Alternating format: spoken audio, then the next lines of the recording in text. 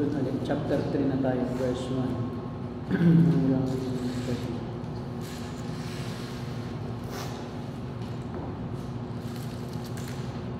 Di Tagalog kayo, basta sa Tagalog. Efeso 3, verse chapter 3, verse 1 hanggang 30. Ang paglilingkod ni Pablo sa mga Hentil. Dahil dito, akong si Pablo na bilanggo ni Kristo Jesus alang-alang sa inyong mga Hentil, ay dumadalangin sa Diyos. Marahil naman nabalitaan na ninyong dahil sa kagandahang loob ng Diyos, ay pinagkatiwala niya sa akin ang tungkulin ito para sa inyong kapakinabangan. Pinahayag sa akin ng Diyos ang kanyang lihim na panukala, tulad ng nabanggit ko na sa dakong una. At habang binabasa ninyo ito, malalaman ninyong naunawaan ko ang hiwaga tungkol kay Kristo. Ang hiwagang ito ay hindi ipinaalam sa mga tao noong mga nakaraang panahon. Ngunit, hinihayag ngayon ng Diyos sa pamamagitan ng Espiritu, sa kanyang mga banal na apostol at mga propeta. At ito ang lihim, sa pamamagitan ng mabuting balita, ang mga Hentil tulad din ng mga Hudyo ay may bahagi sa mga pagpapalang mula sa Diyos. Mga bahagi rin sila ng isang katawan at kahati sa pangako ng Diyos dahil kay Kristo Jesus. Sa kagandahang loob ng Diyos, ako'y ginawa niyang lingkod para sa mabuting balita sa pamamagitan ng kanyang kapangyarihan. Ako ang pinakahamak sa mga hinirang ng Diyos. Gayunmay, minarapat niyang ipagkaloob sa akin ang gawain ito. Ipahayag sa mga Hentil ang mabuting balita tungkol sa masagana at di malirik na pagpapalang nagbubuhat kay Kristo. At ipaliwanag sa lahat kung paano isasagawa ang lihim na panukala ng Diyos. Ito'y matagal na panahong inilihim ng Diyos na nilikha ng lahat ng bagay, upang sa pamamagitan ng Iglesia ay may pakilala ngayon sa mga pinuno at mga may kapangyarihan doon sa kalangitan ang walang hanggang karunungan ng Diyos na nahayag sa iba't ibang paraan. Alinsunod ito sa walang hanggang panukala na isinangkatuparan niya kay Kristo Jesus na ating Panginoon. Dahil sa ating pakikipag-isa at pananalig sa Kanya, makalalapit tayo sa Diyos ng panatag ang loob. Kaya't hinihiling ko sa inyo na huwag kayong masisiraan ng loob dahil sa kahirapang tinitiis ko alang-alang sa inyo, yamang ito'y sa kabutihan ninyo. So ito, sinasabi mo din dito ni Pablo yung kaligtasan ng mga Hentil at mga Hudyo, iisa lang. Na mula pa ng unang panahon ay yun na ang pamantayan ng Diyos sa kaligtasan. At ito ay sa pamamagitan ng mabuting balita sa pangako ng Diyos kay Kristo Jesus, no? So dito sinasabi ni Pablo sa mga nagugulat na mga Hudyo na hindi pa kayo Hudyo, hindi pa nabubuo ang bansang Israel, may kaligtasan. May Hentil na noon eh. So hindi naging Hentil ang mga Hentil dahil nagka-Hudyo. Kundi ibig sabihin ng Hentil, hindi sila Hudyo. So, ibig sabihin, ang kaligtasan ay available noong pa man kahit na hindi pa nabuo ang bansang Israel. Kasi ang kaligtasan para din sa Hentil eh. So hindi ibig sabihin, nag-umpisa lang ang kaligtasan ay noong mabuo ang bansang Israel, naging Hudyo, tapos sila lang ang ligtas dahil sila lang ang Hudyo, at bago nabuo ang bansang Israel, walang naliligtas. Sabi ni Pablo, hindi yun. Ito ang hiwaga, sabi ni Pablo, na lahat ng tao ay inilihim ito ng Diyos sa lahat. So walang nakakaalam dahil bakit? Hindi pa nabuo ang bansang Israel eh. So hindi pa niya inihayag sa mga propeta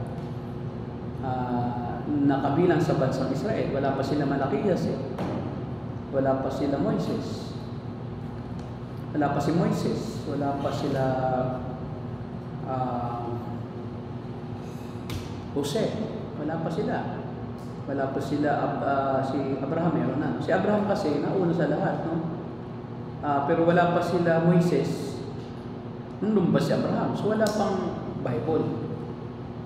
Kasi nabuo lang ang Bible noong panahon ni Moises. Si Moises ang sumulat sa 5 aklat ng Lumang Tipan, sa unang 5 aklat na tawag Pentateuch, the first 5 books of the Bible. Genesis, Exodus, Leviticus, Deuteronomy, Numbers. So bago nasulat ng Biblia, paano nagliligtas ang Diyos? Yun ang himala, yun ang hiwaga. Na may naliligtas na noon pa. Ngayon, sabi niya, pinili ako ng Diyos para ipahayag iyon sa mga hindi kabilang sa bansang Israel. Dahil ang hintil din, ang sabi rito, ay may bahagi rin, kaya ang sabi rito ay pinagsa akin ng Diyos ang kanyang lihim na panukala, tulad ng nabanggit ko na sa dakong una, at ito ang hiwaga. Ito ang lihim. Sa pamamagitan ng mabuting balita, ang mga hintil, tulad din ng mga Hudyo, ay may bahagi sa mga pagpapalang mula sa Diyos. Mga bahagi rin sila ng iisang katawan at kahati sa pangako ng Diyos dahil kay Kristo Jesus. So kahit hindi ka pala Hudyo, kahit hindi ka pala kabilang sa bansang Israel, nalaman din ito ni Pablo dahil lihim din sa kanya ito eh. Kaya ang akala niya yung mga hintil na kanyang inuusig, yung mga sumampalataya kay Kristo ay walang bahagi, kaya nga niya hinuhuli yung mga mananampalataya. Kasi akala niya, lalo na yung mga hintil, akala niya wala silang karapatan. Ngayon ito ang tanong sa atin, paano naliligtas ang mga tao bago si Kristo? Kasi ito kadalasan ay ito yung lapses sa theological knowledge ng mga pastor na akala nila ang kaligtasan ay sa pamamagitan lang ng written word. Kailan lang nagkaroon ng written word?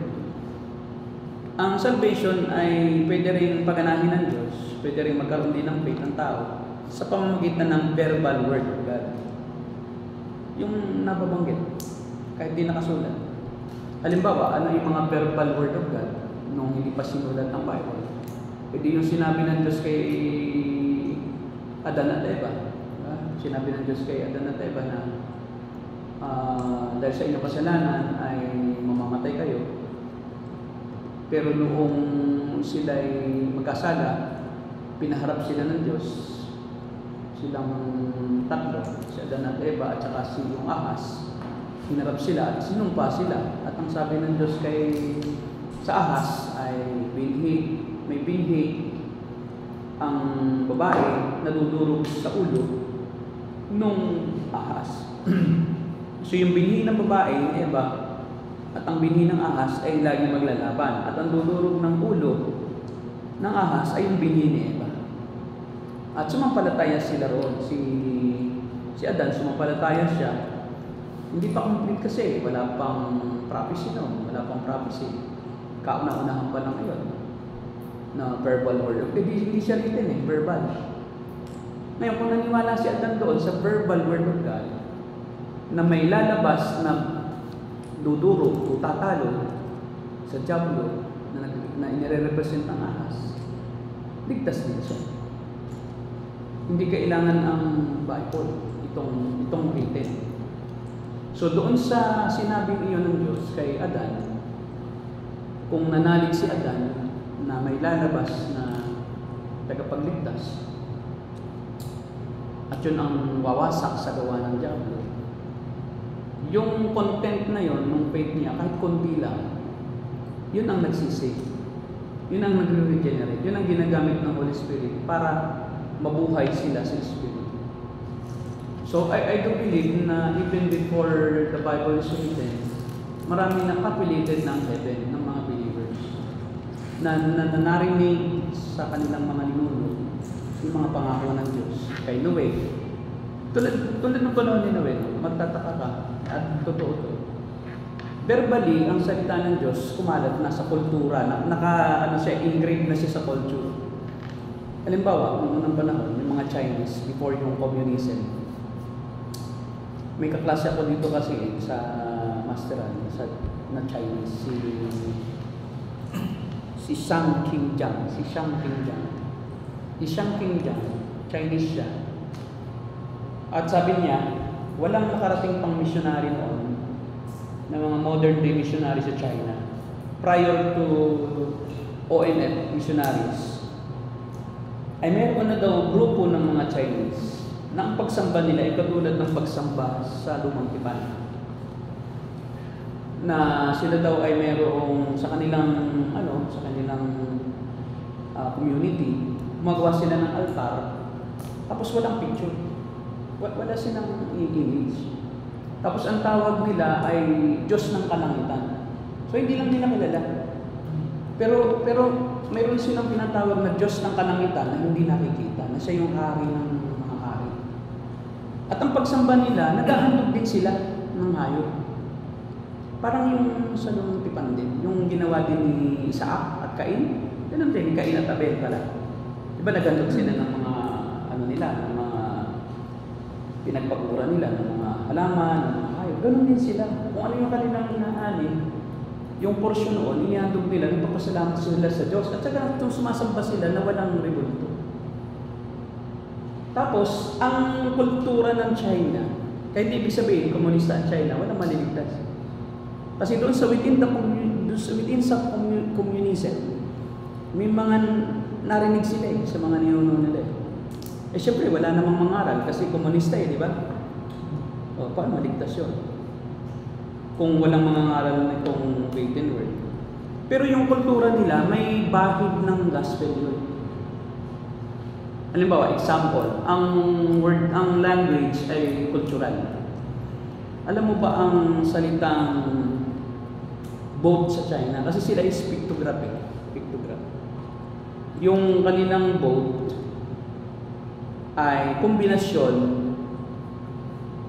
ng bangka tapos number na 8 tapos tao tapos boat. Sinuwa yun, di ba? Boat ni Noah yun. Kasi sa boat ni Noah, sa arko ni Noah, 8 lang tao nakaligtas sa baha. Water, nakalagay sa kanilang boat. Ang equivalent ng word na boat, water, man, 8. 8 men, water. Saan galing yun? Embedded siya, embedded. So meaning ganito, nung panahon ng mga Hebreo, sa Chinese, galing din kila Adan, di ba? Lahat naman ng tao na galing kay Adan. So sila Adan at Eva, before Abraham, kahit si Abraham, hindi siya, naniniwala siyang may Diyos na totoo.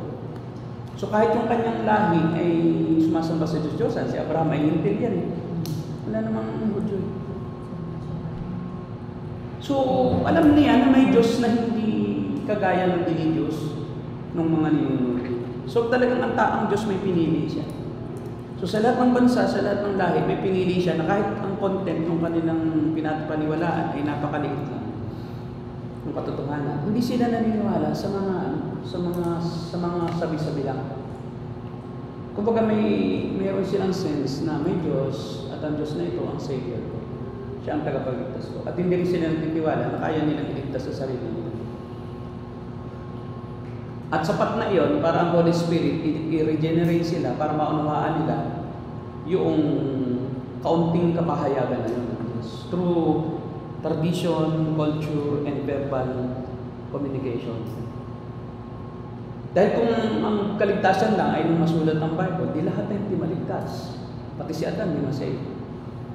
Ay hundred of millions na tao na yan. Kaya I believe even sa halimbawa Amalekites, dahil nga may cultural sila na nasasagap nila yan yung katotohanan sa culture.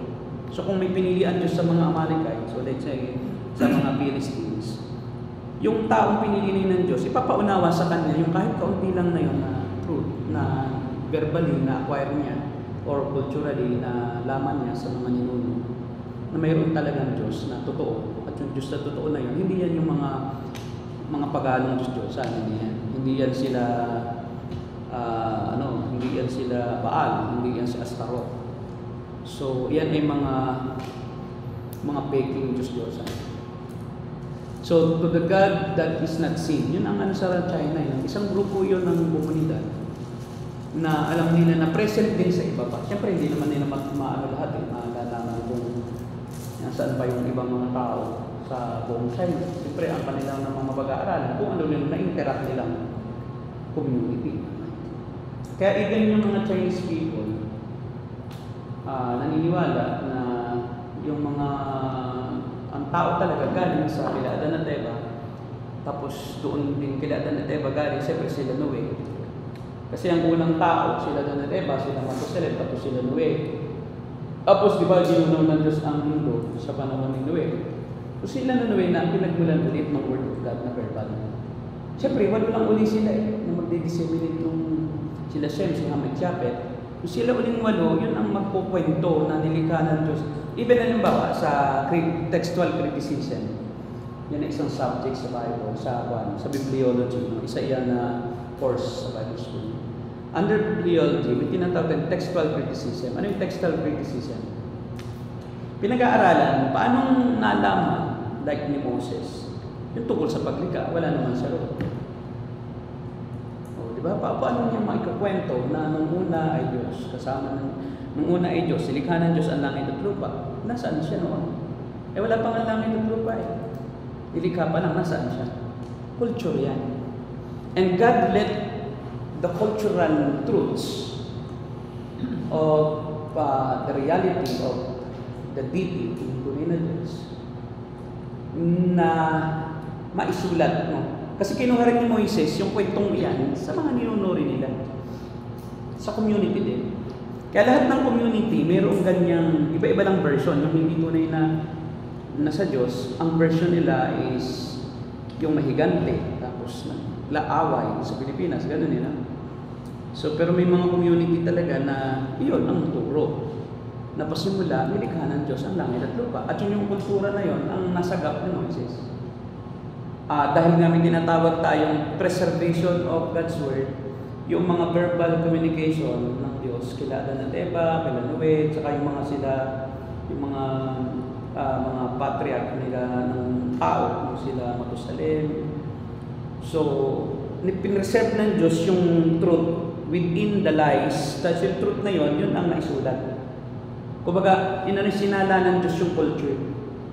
Yung culture, yung mga kaugalian ng tao, yung customs and traditions, at yung mga kwento-kwento ng mga tatanda na totoo, yun yung ipinasulat. Kaya makikita mo dun sa mga sinauna, mga Babylonian Talmud, meron din mga batas, nakapareho din sa Bible. Saan nasagap yun? Mga Babylonian, wala na sila Bible. So meaning, ang Diyos, He can communicate through the culture ng mga pinili niyang tao na yun. Kasi wala pang Bible eh. So, talagang may revelation pa siya. Talaga. Even naman, di ba, nung wala pang Bible. Kasi hindi pa tapos ang revelation. So, God can reveal Himself to man. Kasi walang Bible eh. So, pwedeng kinausap ng Diyos yung mga tao noon, katulad ng pagkausap niya kay Adan at Eva, at yung tao na yun ay kwento na niya sa mga apo-apo niya na yun yung totoo. At ginawa ng Diyos ay pinilter niya, yung tawag. Pinilter niya yung culture, pinilter niya yung tradition ng tao. Filtered niya yung mga kwento-kwento at yung mga hindi totoo, hindi niya yung hinayaang mahalo sa Bible. Kaya yung sasabi natin, the Bible is God's word to us. Kasi nga, ito lang yung kinasihan. Kasi yung author, si Moises, kinasihan siya ng Diyos. So, ibig sabihin, sabi sa 1 Peter na ang mga hula ay hindi nanggaling sa tao, kundi ito ay galing sa Diyos at kanyang ibinigay sa mga propeta, sa mga lingkod niya muna para maisulat nila yung gusto ng Diyos ipasulat. Kaya yung kasi may dalawang uri din ng yung doon tayo nagkakamali doon sa yung tinatawag tayo sa textual criticism na photograph, yun yung original writing ng original author. At tapos yung translation.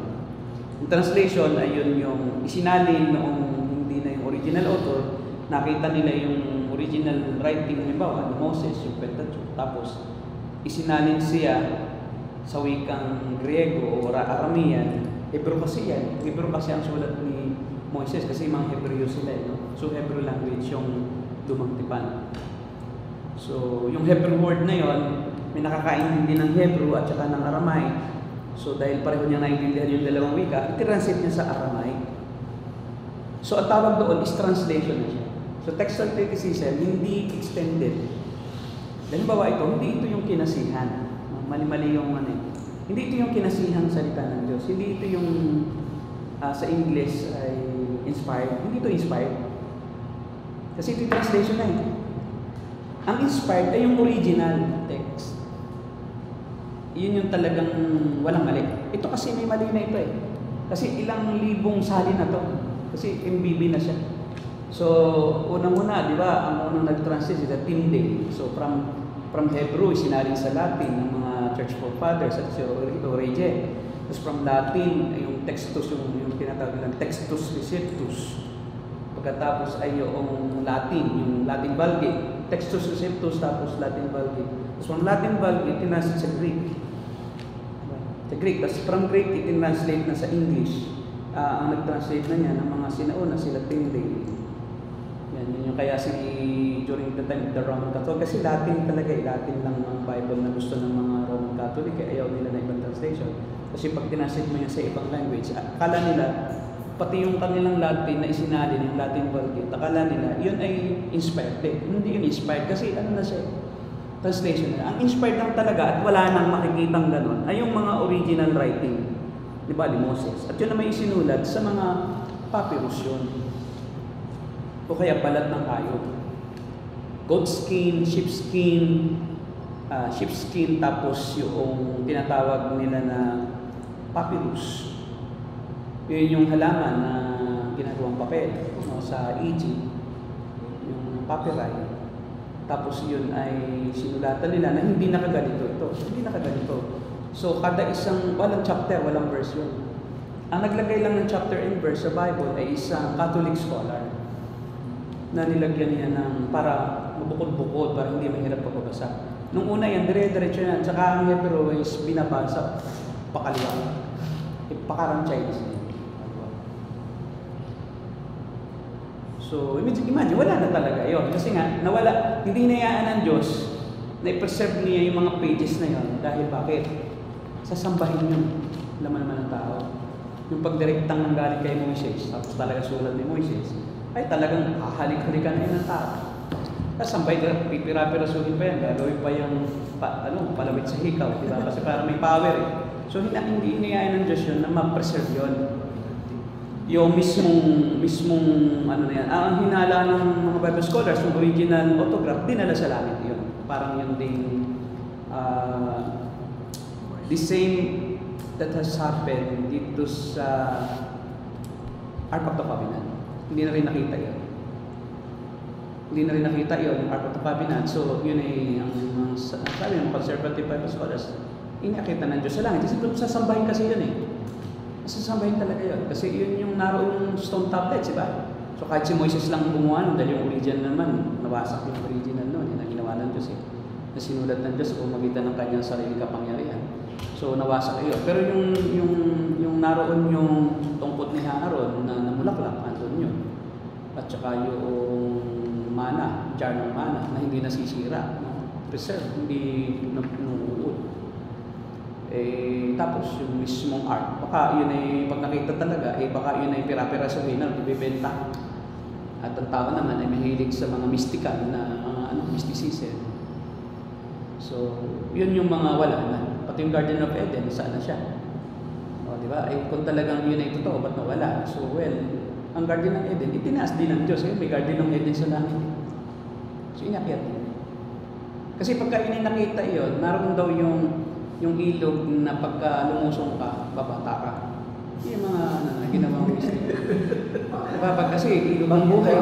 Ilog ng buhay. River of life, andun eh. Tapos yung puno, sabi doon, di ba, ang bunga, nag-aalis ng sakit, di ba? O ay, kayo nang hinahanap na pilit nila, yung Indiana Jones, yung gano'n. Pilit nila. Kaya yun yung dapat maunawaan na, kasi kaya nagiging mystical. Minsan tayo, akala natin ito yung original manuscript, yung autograph. Pag sabi yung autograph, yun yung biography mismo. Yung mismo, ang biography, yung buhay ng tao mismo niya. Yan. Pero yung autograph ay siya mismo ang sumulat. Then sabi naman sa Bible, kinasihan sila ng Diyos. So the writers, authors are inspired by God, hiningahan. Ngayon ulit, may dalawang view doon, ay tatlo nga pero yung isang view ay hindi naman kapanipaniwala. Yung unang view ay parang nawawala sila sa sarili. Pag kinasihan na sila, biglang nawawala sa sarili, biglang na nasusulat. So walang mali, kasi kontrolado sila. Yun yung sinasabi nila na parang dictation, parang robot-like, na dinidikta lang, tapos wala sa sarili. Parang sinasabi sa kanila, isulat mo ito. Sinabi yung ganyan. Kaya walang mali, kahit taon, kahit poet, pati yung poet galing sa Diyos, di ba? Pero yung ikalawang view ay yung verbal plenary. Yung hindi nawawala sa sarili yung tao. Naroon nare-retain yung kanyang temperament, yung kanyang karakter, yung kanyang edukasyon, magsasaka yan. Magsasaka rin ang tema. Parang siya, may mahilig siya sa mga larawan ng mga sakahan. Kung abogado, parang si Paul. So siya yung nagpukoy ng mga term na justification. Kasi hindi yan kayang isulat ni Pedro yun eh. Si Pedro, kung nag-aral naman siya ng Hebrew Decalogue at saka noong Moses yung Torah, yun lang ang alam niya. So hindi naman siya marunong ng mga law term, legal term. Gaya yung adoption, ay sino nag-coin yan? Kaya ginagamit ng Diyos yung mismong knowledge mismo nung taong kanyang kinakasihan na hindi siya kontroladong ganap na parang nawala siya sa sarili niya. Kaya kita mo, iba-iba. Si John, si John kasi is loving siya. Very, ang tawag doon sa tao si John, tawag doon ay yung melo si John, mahinahon. Kaya yung sulat niya, nag-reflect sa kanyang katangian bilang isang taong mahinahon. Laging binabanggit yung pag-ibig, beloved, our beloved, my beloved brethren. Si Pedro naman, matapang, di ba? Kaya talagang mababakas mo doon sa kanyang sulat yung tapang niya. Kayong mga ganito, di ba? Si Pablo is lawyer, kaya ang kanyang paraan is legal. Siya yung nag-coin, siya talagang nag-expound ng gospel, si Paul. Kumbaga talagang siya yung dissect nung, kaya nga sabi niya, ito yung lihim eh. Ito yung isang lihim, this is a mystery. Na ako yung kanyang pinagpahayagan, na noong pa pala, hindi naman Hudyo lang. Talagang ang kaligtasan para sa lahat ng lahi. Hindi ito exclusive para sa amin, Hudyo, sa ating ng mga kabilang sa lahi ng Israel. But even ang mga Gentiles, even before there is Israel, ay mayroon ng mga pinili ang Diyos. Kaya pinili na kayo nung pamanguna, di ba? Epeso kasi karamihan dyan ay mga Hintil, pero mayroon din of course. Kasi nga ito ay circular letter to eh. Memorandum circular to, parang ganyan. Parang ibinigay sa akin na memorandum circular na ako'y inutusan na ganyan. So yun din, ito rin, circular letter. Nakapaikot ito sa lahat ng tao na pwedeng makahiram o makabasa. At ito rin, inireproduce na rin ito. Diba may sulat si Pablo? So marami na rin kumakalat na translation, na reproduction. Hindi naman translation, kundi talagang ganito na. Pero nire-reproduce nila. Kumbaga, kasi hindi naman wala namang Xerox noon, wala rin computer. Kaya talagang inisa-isa nila yun. Tsaka talagang kahit titig, kasi nga naniniwala sila na ang sulat ng isang lingkod ng Diyos ay talagang dapat preserve. Yan yung mga tawag niyan, mga scribes. Yung mga scribes, pag nagtatranslate sila or nag-reproduce sila ng kopya, talagang napaka niyan. Binibilang nila kada letter. Kasi tingnan nila kung yun yung nauna, pareho dito sa pinupyahan, yung word din yung nauna. Talagang parang perfect talaga siya na duplicate copy. Pati yung laki, pati yung stroke, talaga, tsaka naliligo pa yan bago sila mag-start ng trabaho nila. Maliligo sila kasi kailangan inanumuha ang sarili. So, ganun yung paraan ng pag-reproduce. Pero doon sa translation, reproduction and translation, pareho na silang wala ng inspiration. Pero paano tayo makakasiguro, di ba, na ito ay salita pa rin ng Diyos through the doctrine of preservation. So God, in His sovereignty, He preserved the truths of His Word from the autograph to the translated Word of God, para alam natin na nandun pa rin yung essence nung gusto niyang iparating. Pero hindi na siya mystical na parang, ito pwede mong unanin at narito yung power. Wala ito talagang power. Ito yung mga 5 pages lang. At hindi na rin siya inspired ng Holy Spirit. But ang ano dito, ang himala ay nasa atin ang Holy Spirit. Na yun naman ang tumutulong sa atin, ang tawag doon ay illumination. Kaya dalawa yan. Sa Bible may tinatawag, una yung preservation of God's truth. Kasi wala na inspiration. And then yung illumination of the Spirit. Because the Spirit is in us, as we read the Bible, nai-illumine, ano mo yung illumination? Yun yung naiilawan. Illumine means to light, to shed light. To shed light. So nililiwanagan tayo ng Holy Spirit kung ano yung sinasabi ng preserve, yung na-preserve na truth. Kasi pwedeng may mali na rin. Like for example, kung ang iyong Bible na binabasa ay saksi ni Jehovah. So binago na nila ang lahat ng salitang Diyos into Jehovah.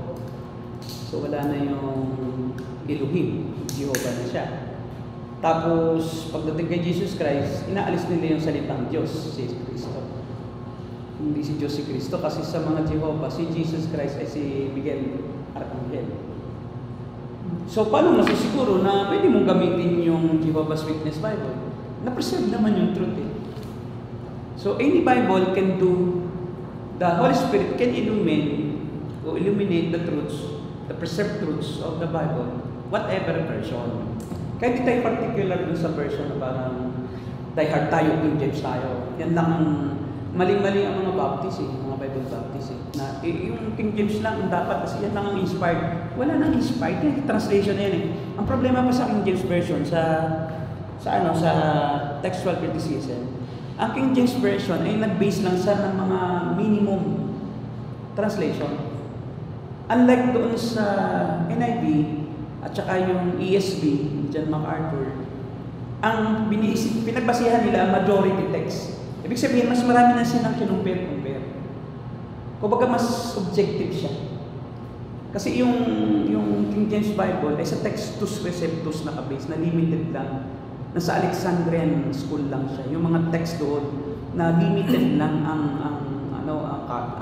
translation. Kumbaga wala pang maraming nagsuri. So kaya hindi pa talaga clear talaga kung ano yung tama talaga. Samantalang ang majority text kasi is maraming texts. Sa West na yan eh. Yung East kasi yon yung King James sa East galing. Yung mga Greek, Latin Vulgate. Tapos direct sa English. Yung classical yan, classical. Tapos tinagalog na classical din, Tagalog. Kung ano yung equivalent na lumang Tagalog din yun. Dalawang bagay, mga, diba? Ngayon, itong ASV, NIV, ang tawag dyan dynamic translation, ay busy yan sa majority text sa West. So kinumpare din nila ang sa East, tapos sa West ang dami na, no? Tapos kung ano yung pinaka-dynamic equivalent niya sa wika natin, yun ang gagamitin. Kung ano yung so ang dami nilang pinagkumparahan, diba? Sa isang word, ganito, mas marami ito, ganyan. At mas malapit ito sa katotohanan sa ating wika. Yun ang pinakamaganda. So kaya kung hindi marunong ng textual criticism ang isang pastor, masyadong nagiging dogmatic sa isa lang translation. Lalo na pagka Bible Baptist na parang yung Latin Vulgate lang at saka yung kung susuriin, yung Latin Vulgate, Katoliko yun. O di nawala na yung essence yung nun kasi doctrinally impure ng Roman Catholic.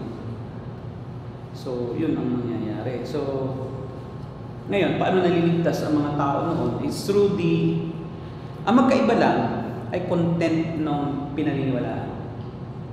Pero ang the same ang object of faith, God din. Si Jesus, hindi pa nila kilala. Unlike sa atin na yung content natin ng ating belief is, kasi marami nang na-reveal eh. Ang tawag dyan, progressive revelation. Kasi nga, ang Diyos kasi, progresibo yung kapahayagan o nagpapatuloy. Hanggang sa panahon na dumating na si Jesus Christ, talagang yun na yung completion, yun na yung mystery na hayag na. Yun yung sinasabi ni Paul, that this mystery is through the church ay ipaalam sa lahat ng tao na ang kaligtasan ay sa pamamagitan lang ng biyaya ng Diyos. Yun yung Ebanghelyo na sa pamamagitan ng kamatayan ni Kristo. Na hindi ito na-reveal. Parang malabong salamin lang ito yung tinutukoy na yung kautusan, hindi siya nagliligtas eh. Sabi ka ni Paul, letter kills. So yung Old Testament, sa halip nga na makapagligtas, yan pa ang nagpabigat nung requirement. Na parang pinapakita pa nga ng Old Testament na wala talagang pag-asa tayo na maligtas. Whereas kung Gentiles sila na hindi nila naunawaan yung Old Testament, wala pa, namatay sila. So mas magaan para sa kanila yung paligtasan eh. Kasi it's only by faith. Abraham believed and it was considered to him by God as righteousness, di ba? Yun yung basis din ni Paul ng pag-experience sa mga Romans at saka sa mga Jewish Christian na kita ninyo, si Abraham na nanampalataya at yung itinuring na katuwiran na eh. So, wala pang law kasi wala pa si Abraham pa lang, si Isaac wala pa, si Jacob wala pa. Natural, wala pa sila Jose, wala pa sila Moises. Pero si Abraham, sumampalataya. And then, yun ang mystery, na kahit na hindi Hudyo, kahit nung unang panahon, basta sumampalataya ka, doon sa content, kung ano lang available na katotohanan, sapat na yun sa Diyos para ituring ka na matuwid. So, talagang mula umpisa, from start to finish, salvation is by grace alone, through faith alone, in Christ alone. Although, si Christ at saka yung object ng faith at saka yung content ng faith, kukunti pa lang. But God doesn't require something from a person that is not known by Him. Kung ano yung available resources, yun, doon siya hatulan. Kaya nga yung mga without the law, mas magaang hatol kaysa mga meron ng law. So kahit yung mga Hudyo ngayon, hindi sila sumampalataya sa kabila ng dami ng revelation, mas malaki ang pananagutan. Kaya may level din ng parusa. No?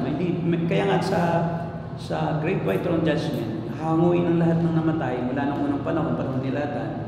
Kasi mayroong nabuhay na sa impyerno rin sila kasi mayroong content, may truth na narinig sila sa kanilang culture, nalaman na nilang may Diyos na walang picture, siya ay Espiritu.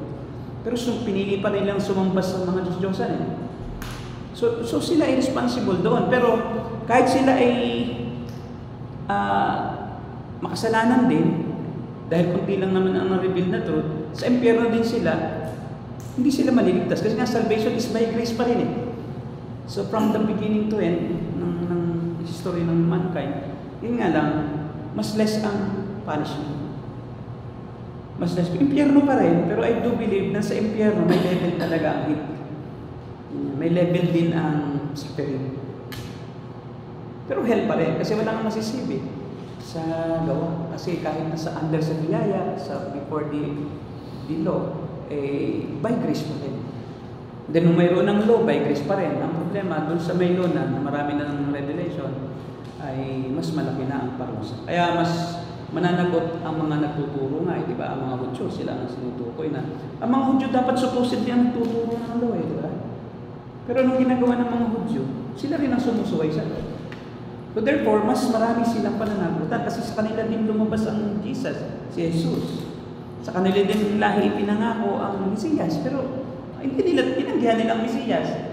Whereas sana malapit na eh. Kasi sa kanila nga magagaling, dapat sila ang bearer eh, nandito. Sila ang maghahayag ng katotohanan sa mundo. Pero dahil nga, pinili pa rin nila, matigas sila, at sinabi nila na matuwid ako'y nakakasunod sa kautusan ni Moises. So, wala pa rin sila ang kaligtasan. Lamang, mas malaki na ang parusa dahil dapat sana andyan na eh. Nakita na nga nila si Jesus eh. Yeah, pero kaya nga hindi sapat na makita mo si Jesus para maligtas ka. It takes faith. Ito mo, nahipo na nga nila si Jesus. Yung mga Hudyo, mga Pariseo nga, kasama pa nga sila eh, di ba? Kasi nga nakikita nila si Jesus, nagpapagaling. So, sinusubaybayan pa nga nila si Jesus. Instead maniwala sila, tinutuligsa pa nila si Jesus. Alam yung malaking pananagutan. Kaya sabi ni Jesus sa mga Hudyong ayaw maniwala, ano ba ninyo? Sila Abraham, nanabig sila na makita kung ano nakikita nyo ngayon. Ang mga propeta, yun yung mystery, andito na ako kung saan yung laman. Diba? Ang Diyos, sa katawan tao. At ako yung inihuhula ng mga propeta ninyo. Pero sila, naghintay sa akin. Kayo, ang ginagawa nyo, diba? Tinatanggihan nyo yung inuhula nila. Kaya malaki ang pananagutan nyo, sabi ni Jesus. Kasi responsible pa rin ang tao. So, kahit di siya nasa kasalanan, he is still responsible. Kahit siya nasa grace, he is still responsible. Hindi talaga nawawala yung responsibility. Kaya hindi robot ang tao, hindi robot. Na parang, uy, pala, niligtas ka na, hindi bahala ka na sa kailan, kahit hindi robot ang tao. Kailangan pa rin ikaw mismo, you are responsible for your own faith. Hindi dapat ka dito sa aasa lang sa kung kanino. Ikaw din, may responsibility ka, magbasa ka rin ng Bible, mag-aral ka rin kung may pagkakataon. Kasi i-provision ng Diyos para sa iyo, para ka maging lumago. Ayaw mo Ibig sabihin, wala kang responsibility. Kasi ito lahat opportunity to learn, opportunity to grow in your knowledge. Kasi mas malaki ang kaalaman mo sa kaligtasan, sa Bible, sa katotohanan. Mas kampante ka, diba? And you know that what you are doing is God's will. Pero kung sa makitid ka lang, lagi kang alala. Kasi makitid lang diba? Makitid lang ang iyong nalalaman. Dahil doon, unstable. Unstable ang iyong faith, unstable ang iyong mind. Nagbe-vague. Pero kung ikaw ay nakarating ka na doon sa kaalaman, alam mo na kung ano talaga yung kalooban ng Diyos, ano ang tama at mali. So, strong. May tanong kayo. So, yun pa rin. Ang kaligtasan ay pareho pa rin. Sabi ni Pablo, ito yung mystery, ang lahat inaliligtas kay Christ. It's not because of the Jew. Kasi ang mga Hudyo, ang kaligtasan nila ay based on genetics ba? Pagka ikay may lahing Hudyo, nasa iyo ang pangako ng Diyos. That's wrong. Sabi ni, no, that's not the right belief, sabi ni Paul. And this is the mystery, that even before the Jews became a nation, or Israel became a nation, noon pa man, mayroon ng hintil. Nauna pa nga ang hintil na nakatanggap ng pangako sa inyo. Nauna pa sila nakarating sa langit. O si Elias naman hintil. O ba't siya dinala sa langit? Diba? Through chariots of fire, no? Si Noe, o si Enoch, ano yan? Anak ni Matusalem. Ba't si Enoch? Diba? Kinuha ng buhay. Gentile yun. Tsaka wala pang Bible noon, ha? Noong time na yun, direct revelation lang sila. At tsaka hindi naman lagi. Hindi normative sa Bible yung nakikipag-usap lagi ang Diyos sa kahit kanina. Napakadala. Pero hindi ibig sabihin, kaya kinausap ng Diyos, hindi ka masave. Kundi yung kinausap na yun, nagkukwento yun. And since wala pang ang Bible, there's no standard pa talaga na ito lang yung salita ng Diyos. Mayroon talaga panahon na nakakarinig. Pero ngayon, nakumpleto na, nagsis na, there's no need na for any revelation.